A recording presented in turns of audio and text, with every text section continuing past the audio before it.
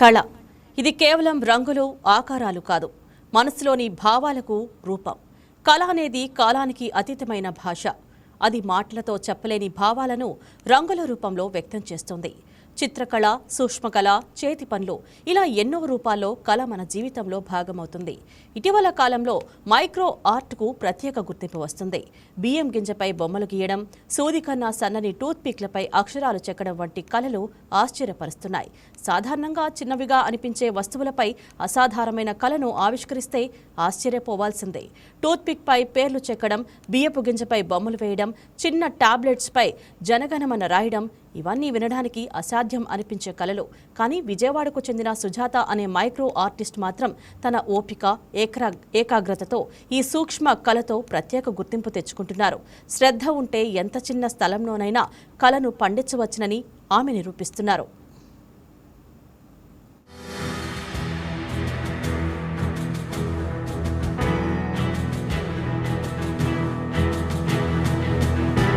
కళ ఇప్పుడు సాంప్రదాయ పరిమితులను దాటి కొత్త రూపాల్లోకి వెళుతోంది.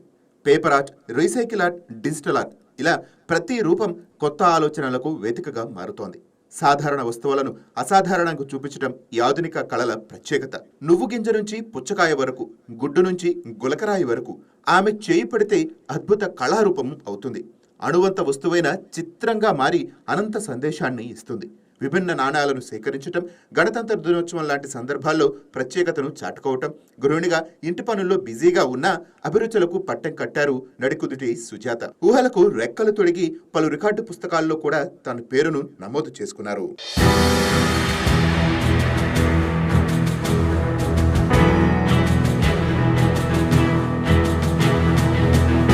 బియ్యపు గింజంత చిన్న స్థలంలో కూడా కళలకు హద్దులు లేవని సుజాత చాటి చెప్తున్నారు. రైస్ గ్రెయిన్స్ పై సూక్ష్మ చిత్రాలు వేస్తూ తన నైపుణ్యాన్ని ప్రదర్శిస్తున్నారు. కంటికి సరిగా కనిపించని పరిమాణంలో కూడా బొమ్మలకు సరైన ఆకారం ఇవ్వటం మైక్రో ఆర్ట్లో ఆమె సాధించిన పట్టుకు నిదర్శనం. చిన్న టాబ్లెట్పై భారతీయ జాతీయ గీతమైన జనగణమన అక్షరాలను రాయటం సుజాత ప్రతిభకు నిదర్శనంగా నిలుస్తుంది. కంటితో చూడటానికి కష్టంగా ఉండే పరిమాణంలో అక్షరాలను స్పష్టంగా తీర్చిదిద్దడం వెనుక ఆమె గంటల తరబడి చేసే కృషి కనిపిస్తోంది. ఒక్కో అక్షరాన్ని ఎంతో జాగ్రత్తగా మలుస్తూ ప్రత్యేకమైన పరికరాల సాయంతో ఆమె ఈ అద్భుతాన్ని ఆవిష్కరిస్తున్నారు. సూది కన్నా సన్నగా ఉండే టూత్ పిక్కులపై పేర్లు చెక్కటం కూడా సుజాత ప్రత్యేకతల్లో ఒకటి. ఒక చిన్న పొరపాటు జరిగినా మొత్తం కళాఖండం దెబ్బతినే అవకాశం ఉండటంతో చాలా జాగ్రత్తగా పనిచేయాల్సి వస్తోంది. అయినా ఆమె అక్షరాలను స్పష్టంగా చెక్కుతూ ఆకట్టుకుంటున్నారు. ఈ కళను చూసిన వారు ఆశ్చర్యపోకుండా ఉండలేరు.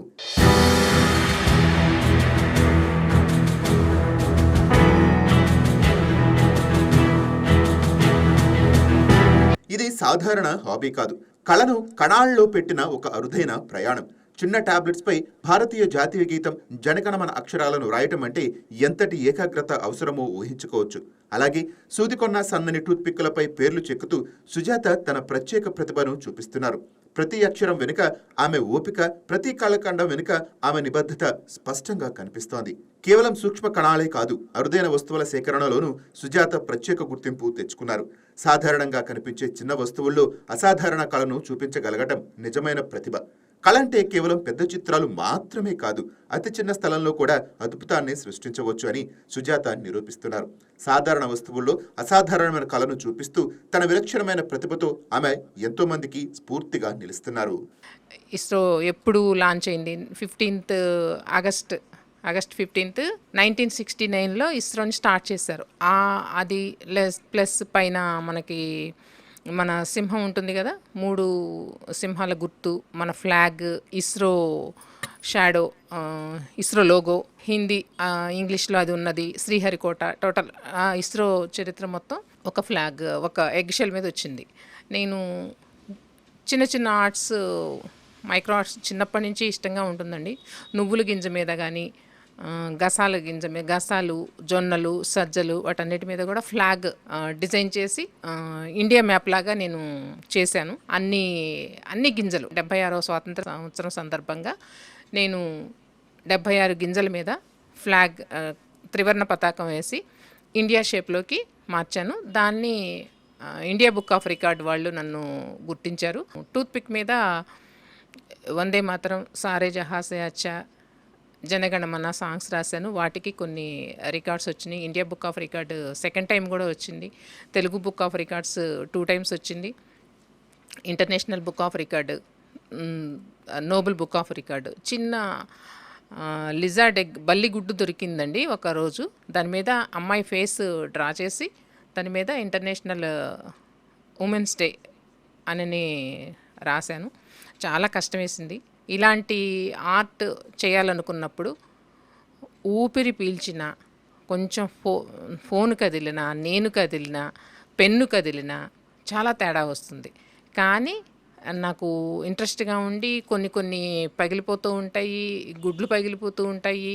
చిన్న మార్క్ ఎం అనే లెటరు పొరపాటున నేను జనగణమన రాసే రోజున ఎం లెటరు అని రాయాల్సింది ఎన్ రాశాను. దాన్ని చెరిపేసి మళ్ళీ కొత్తగా రాయడానికి నేను బ్లేడ్తో చెక్కాను. షార్ప్గా ఉండే బ్లేడ్తో చెక్కి పెన్ ఎలాగో చెక్కేసి మళ్ళీ ఎం లెటర్ రాయాల్సి వచ్చింది. చాలా కష్టపడ్డాను. అయినా ఇష్టంగానే ఉంటుంది. సారే జహాసే అచ్చా సాంగ్ కూడా మొత్తం రాశాను. ఏ ఆర్ట్ అయినా ఈజీగానే చేస్తూ ఉంటాను, చేయాలనిపిస్తూ ఉంటుంది. ఆ ఆర్టే నన్ను ఇంకొంచెం ఇంట్రెస్ట్ కలిసేలాగా ఉంటుంది. సూక్ష్మ చిత్రాలే కాదు, పాత నాణేలు, స్టాంపులు సేకరించడం తనకు ఎంతో ఇష్టమని తెలుస్తోంది. కుటుంబ సభ్యులు, బంధువుల జన్మదినం తేదీలు ఉన్న కరెన్సీ నోట్లను సేకరించి వారికి బహుమతిగా ఇస్తూ ఉంటుంది. ప్రతి ఏటా గణతంత్రం, స్వాతంత్ర దినోత్సవాలను పురస్కరించుకొని ఒక కళాఖండాన్ని రూపొందిస్తారు సుజాత. ఈ ఏడాది గణతంత్ర దినోత్సవం సందర్భంగా కాలం చెల్లిన 3 షుగర్ టాబ్లెట్లపై జాతీయ గీతం జనగణమన రాసి అద్భుతాన్ని సృష్టించారు. పారిజాత పుష్పాలతో భారత రాజ్యాంగ రచయిత బిఆర్ అంబేద్కర్ను కూడా చిత్రీకరించారు. ఇంటి పనులు చేసుకుంటూనే తన అభిరుచిని కొనసాగిస్తున్నారు. ఇన్నేళ్ల తన కళా ప్రయాణంలో కొన్ని మైలురాళ్లను కూడా అధిగమించారు Sujatha. Indian book of record, world book of record, Telugu book of record, Nobel book of రికార్డ్స్లో చోటు సంపాదించి ఎంతో మందికి ఆదర్శంగా నిలిచారు.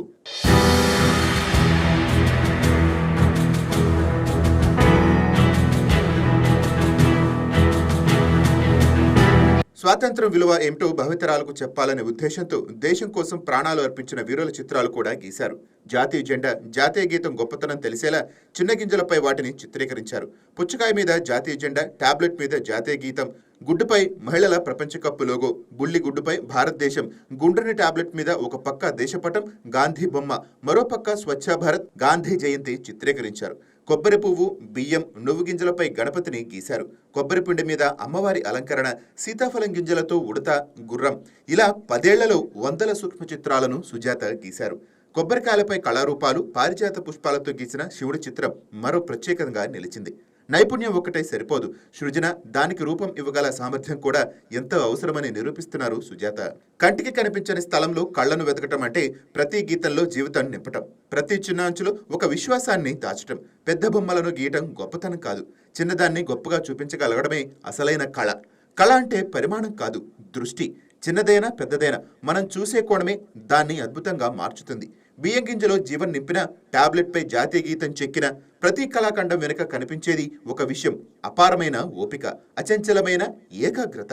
పరిమాణం చిన్నదైనా ఆమె చూపించిన కళ ప్రపంచంలో పెద్దది. చిన్న వస్తువుల్లోనే ప్రపంచాన్ని చూపించగలిగితే అదే అసలైన కళ అని చెప్పే సుజాత ప్రయాణం ఇప్పుడు ఎంతో మందికి కొత్త స్ఫూర్తిగా మారుతోంది.